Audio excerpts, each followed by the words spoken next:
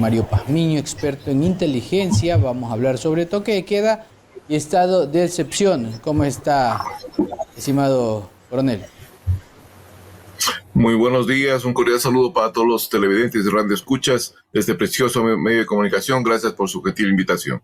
Estaba revisando información, coronel. Hasta la fecha hoy, 4 de mayo del 2026, el presidente Daniel Noboa ha dispuesto un total de 9 toques de queda durante sus 29 meses de gestión. Esta medida, ¿cómo la analiza usted? Yo creo que los toques de queda y los estados de excepción, desde anterior a este gobierno y actualmente, no están dando los resultados que se espera por parte de la sociedad. ¿Y por qué?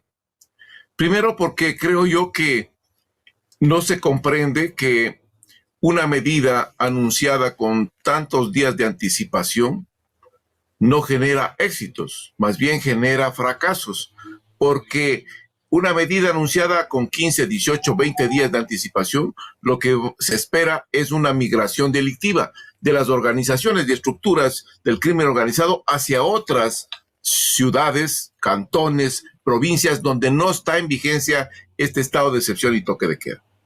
Esto es algo lógico, porque ninguna estructura se va a quedar ahí a esperar que vengan las fuerzas militares o policiales a capturarles o detenerles o eliminarles si es que prestan resistencia. Eso no va a suceder. Todos salen de ahí llevándose las armas, llevándose toda su infraestructura para otros sectores que son mucho más, yo diría, son mucho más prácticos para poder seguir delinquiendo. Aquí el problema central es lo siguiente. El Estado sigue repitiendo las acciones en los mismos territorios. Estados de excepción o toques de queda. Casi en los mismos, a excepción de Pichincha, que es el único que ha variado al momento. Pero ¿eso qué implica? Cuando usted repite sucesivamente una acción, no es que está solucionando el problema, pues, distinguidos amigos. Usted repite acciones cuando no cumplió su objetivo, cuando no logró controlar un problema. Ahí repite, porque está viendo y está haciendo correcciones y está inmediatamente implementando. Pero en el caso de los toques de queda, el sucesivo repetición lo que está marcando es que no se alcanzó a detener al crimen organizado o afectar el crimen organizado. Ahora, segundo aspecto importante. El Estado manifiesta a través de sus diferentes funcionarios que esto ha sido un éxito porque las estadísticas han bajado. Primer punto.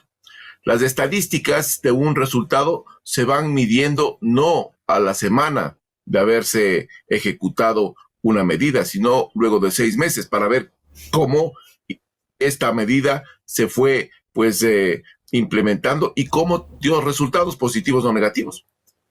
Pero el Estado dice que no, que hay una reducción. Ahora expliquemos por qué es la reducción. La reducción se da porque los delincuentes no están ya en ese territorio.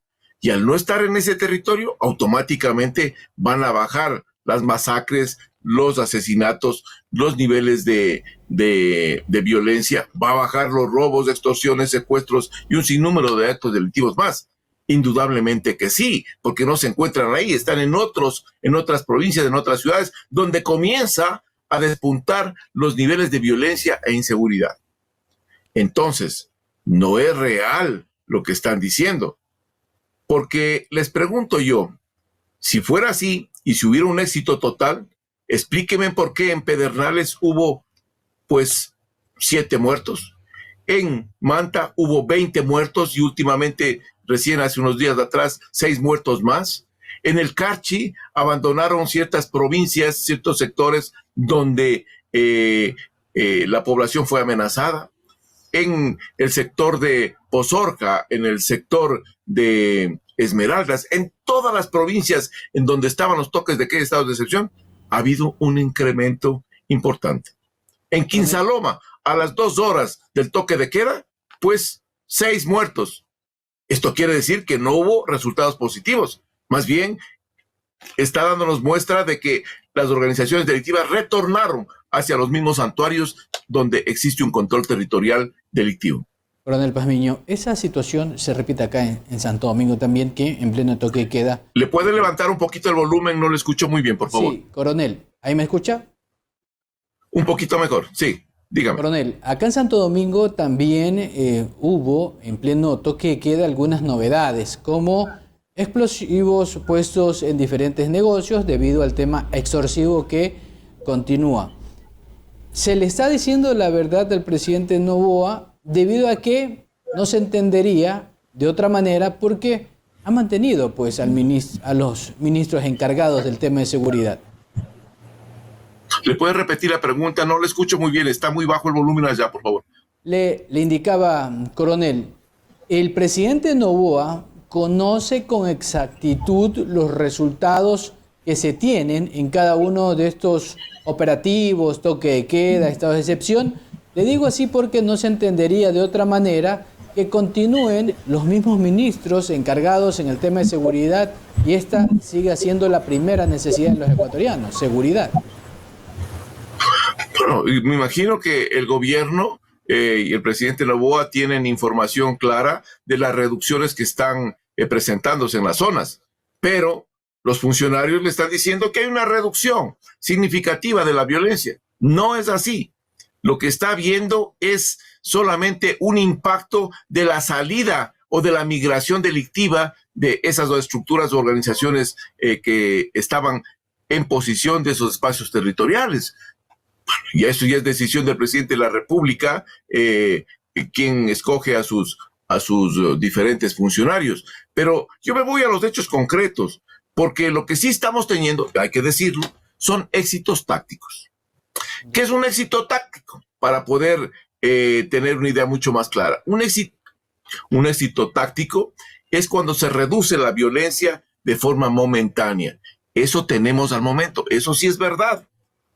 Pero no tenemos un éxito estratégico, que es cuando se transforman las condiciones de seguridad de una localidad en forma permanente, con afectación al crimen organizado. Eso no existe, eso no está. Y lo está demostrando que, pues, esos estados de excepción siguen implementándose y los toques de queda es porque no se ha cumplido el objetivo, no se ha podido controlar al crimen organizado. Por eso es lo que se están repitiendo. Ese es el punto central del problema. Pero ¿dónde tenemos que ir? Tenemos que ir a plantear soluciones concretas para rectificar este tipo de situaciones. Coronel Pazmiño, ¿qué tipo de soluciones usted podría proponer? Hay 4 recomendaciones que son sumamente importantes y creo que el gobierno central debería escucharlas. La primera es realizar crear una fuerza de tarea conjunta en la frontera norte. Por ahí está desbordando cerca de 1.600 toneladas de cocaína luego de lo que pasó en el Caribe y la desertificación de Colombia. Esto implica que hay un incremento sustancial de lo que pasaba anteriormente por la frontera, cerca de 950 toneladas. Ahora tenemos 1.600 toneladas, por lo tanto esto se va a incrementar. Con una fuerza de tarea conjunta, con el apoyo de Estados Unidos en el equipamiento y fortalecimiento de esta fuerza de tarea, esos espacios de una frontera permeable se van a cubrir de mejor manera. Ese es el primer punto, evitar el ingreso. Segundo punto, evitar la salida. ¿Cómo? Una militarización temporal de los puertos estatales y privados,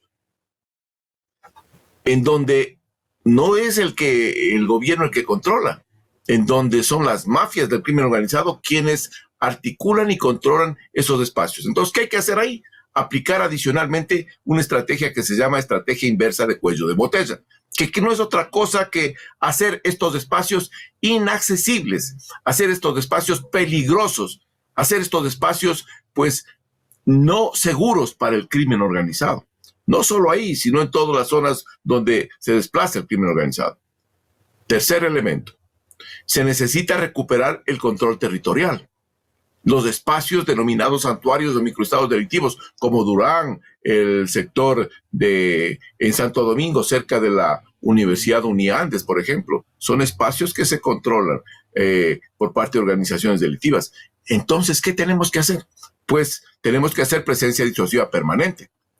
Se saluda, se explica que el modelo del señor Bukele es el que ha dado excelentes resultados en El Salvador. Es correcto, porque el señor Bukele partió de una cosa. Primero hizo un análisis, ubicó dónde estaban las zonas problemáticas y luego de ubicarlas, ¿qué hizo? Trasladó personal militar y policial a esas zonas y ese personal se quedó ahí en forma permanente. 365 días. Y al momento vean ustedes cómo cambiaron las condiciones de vida. Porque ya con una fuerza en forma permanente ahí, la delincuencia lo que hace es salir de esa zona. ¿Hacia dónde va? ¿Hacia otros países o hacia zonas que están cerca de la frontera? Eso es lo que hizo El Salvador y eso es lo que estoy proponiendo que se haga en el territorio nacional. Pero la cuarta es orientada específicamente a que se tiene que incrementar en estos espacios territoriales, pues todas las acciones gubernamentales del poder nacional. ¿Qué quiero decir con esto? Tienen que intervenir ahí Ministerio de Salud, Ministerio de Educación, vivienda, servicios básicos, etcétera. En otras palabras, hay que generar políticas públicas de seguridad social, cambiando las condiciones de vida del pueblo ecuatoriano en mejor condiciones para que el pueblo y los ciudadanos no se apeguen al crimen organizado, más bien con un trabajo, con un empleo, con mejores condiciones, con una mejor educación, pues caminen por el derrotero del desarrollo. Eso es lo que se quiere, no que la población vaya apegándose a las acciones o actividades del crimen organizado. Eso es lo que está faltando en nuestro país y creo que debemos hacerlo. Coronel Pazmiño, en el tema de justicia, que es otro tema allí pendiente, que la ciudadanía lo tiene bien identificado, allí qué hacer, porque si bien es cierto, se pueden ejecutar diferentes acciones, pero podría caer en saco roto cuando llegan a los procesos con el tema fiscalía, el tema judicial. Allí hay que hacer un reajuste importante, pero ¿cómo hacerlo? Porque la política está inmersa allí. Mientras la política esté inmersa en el tema de justicia, no habrá justicia. Usted ha topado un punto muy sensible, es el tema de los operadores de justicia. Los operadores de justicia a nivel nacional levantan todos los días la bandera de la impunidad en este país. Y gran parte de estos operadores de justicia se han hecho millonarios a cambio de los procesos judiciales. Eso primero hay que eliminar en base a una investigación minuciosa de todos estos malos funcionarios. Segundo elemento que es sumamente importante. Los jueces y fiscales son amenazados o son comprados. ¿Qué hay que hacer? Lo que hicieron en otros países. Jueces y fiscales sin rostro operando desde otros países. Entonces, ¿qué haría yo? Nombraría unos jueces y fiscales solo para el tema de crimen organizado y los mandaría hacia otro país con, puede ser Estados Unidos, con pues la seguridad y la protección y la ayuda del FBI, que ya tenemos aquí unas oficinas. Entonces calculen ustedes el potencial que tendrían esos jueces. Primero, no van a ser comprados porque ya tienen una agencia federal norteamericana apegados a ellos. Segundo, no van a ser amenazados tampoco y van a ejercer transparentemente la función para la que fueron designados. ¿Cuál es esa función? Hacer justicia.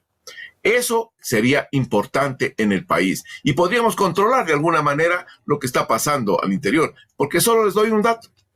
El 16% de la población carcelaria, que son cerca de 36,000 a 37,000 personas que están en los centros carcelarios, no tiene sentencia ejecutoriada, señores, contraviniendo las mismas disposiciones de los estamentos judiciales que dicen que, y la Constitución, que dice que ninguna persona puede estar en un centro carcelario si no tiene sentencia ejecutoriada. Pero ¿por qué está ese 16% ahí de los presos? Porque no tienen el dinero para pagar a jueces y fiscales. La justicia se ha transformado en el país en el negocio más lucrativo de los corruptos en este país. Coronel Pazmiño, para ir culminando, ¿Cuál es su análisis en el tema de la famosa cárcel del Encuentro y otra que ha sido anunciada ya por parte del ministro? A ver, creo que la cárcel del Encuentro ha sido un aspecto importante que ha apalancado la situación gubernamental, está bien. Pero si esa cárcel del Encuentro sigue con las mismas personas del SNAE funcionando al interior, eso a la larga o a la corta se va a caer. El problema radica en que no se hizo lo que debió haberse hecho. Mientras se designaba personal militar y policial para que refuerce el sistema carcelario, debía de haberse comenzado a formar en estos 2 años una unidad altamente especializada con protocolos internacionales, con entrenamiento nacional e internacional de guías penitenciarios y funcionarios para administrar centros carcelarios. No, aquí pensamos que el personal militar y el personal policial son los mejores que sirven para este tipo de prácticas. No, señores, es gente que presta su servicio, sí, pero lo hace por iniciativa, no porque tiene un entrenamiento. Y ahí están las fallas catastróficas. El otro problema es que estas cárceles, pues como lo dijo el ministro del Interior en un reportaje reciente, cerca de 600 operaciones de drones han tratado de ingresar a la cárcel del Encuentro. Esto quiere decir que ese es también un aspecto que hay que considerar. Por otro lado, la creación de una nueva cárcel puede solucionar temporalmente ese problema de, pues, saturación en los centros carcelarios y irle separando a los de más peligrosidad. Pero si no controlamos los otros centros carcelarios, el problema no se soluciona, el problema se agrava. Porque seguimos con el mismo esquema. ¿Cuál es el esquema? Llega un detenido, le reciben los guías penitenciarios y la primera pregunta que le hacen es la siguiente: ¿a qué organización pertenece? Me dice, soy de tal organización. Entonces, señores, le corresponde el pabellón A, B, C, D, etc. Aquí lo que hacen es catalogar por la organización delictiva a la que pertenecen, sin darse cuenta que están haciendo un santuario dentro del penal. En otras palabras, estos espacios de control que tienen, o estos espacios donde están los presos, pues se van transformando verdaderamente en microestados delictivos dentro del mismo penal. Y eso es sumamente grave, por eso es que hay las masacres. En el Encuentro no pasa eso, en la cárcel del Encuentro, porque todos están mezclados. Y ahí ninguno tiene una ventaja, y todos se cuidan entre sí, y todos se observan. Entonces ninguno de ellos trata de sobrepasar esos límites. Yo creo que el tema por ese lado se tiene que ir implementando, pero es importante que las otras cárceles también sean atendidas, porque al no haber eso, pues no tenemos solución a largo plazo. Muy bien, muchas gracias, coronel Mario Pazmiño, siempre es importante